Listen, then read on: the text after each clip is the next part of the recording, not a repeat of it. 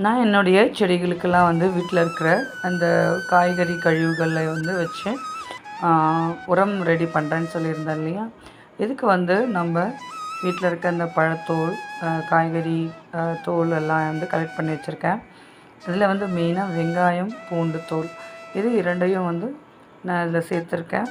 இதெல்லாம் சேர்த்து நல்லா ஒரு பாட்டில் வந்து நான் போட்டு தண்ணி கொஞ்சம் ஊற்றி நல்லா ஊற வச்சுட்டு, அதுக்கப்புறம் வந்து இதை வந்து நான் அதில் செடிகளில் நான் சேர்க்க போகிறேன். இது போல் நான் பழைய டப்பாவில் வந்து போட்டு வச்சது ஏற்கனவே இருக்குது. அது 2 நாள் ஊறினது. அதில் நான் வந்து தண்ணி ஊற்றி நல்லா கரைச்சி அதை வந்து இந்த செடிங்களுக்கு நான் கொடுக்க போகிறேன். இது வந்து நீங்கள் இப்போ மண் இருந்ததுனாக்கா அது நம்ம மண்லேயும் போட்டு அதை நல்லா மக்க வச்சு நம்ம அதை சேர்க்கலாம். இது வந்து உடனே நம்ம இதை வந்து செடிகளுக்கு கொடுக்கணும் அப்படின்னா இது போல் நம்ம ரெடி பண்ணலாம். இது வந்து செடிகளுக்கு நான் கொடுக்கறதுனால நல்ல செடிகள் நல்லா சூப்பராக வருது.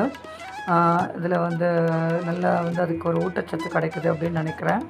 அதனால் சூப்பராகவும் செடிகள் வளருது, பூக்களும் நல்லா பூக்குது.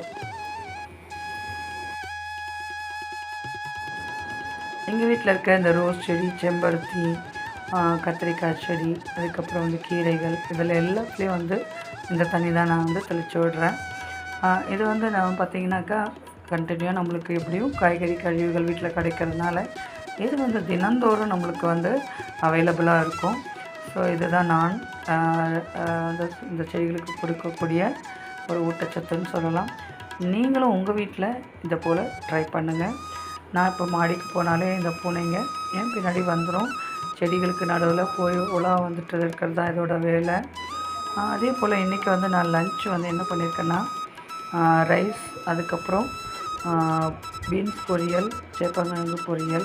இதுதான் பீன்ஸ் பொரியல் வச்சு செஞ்சு சாப்பிட்டுப்பாங்க.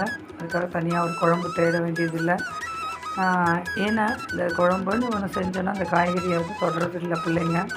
ஸோ அதனால் மெயினாக வந்து காய்கறியே நம்ம பொரியலாக செஞ்சுட்டோன்னா ஈஸியாக அது குழந்தைங்க சாப்பிட்ருவாங்க.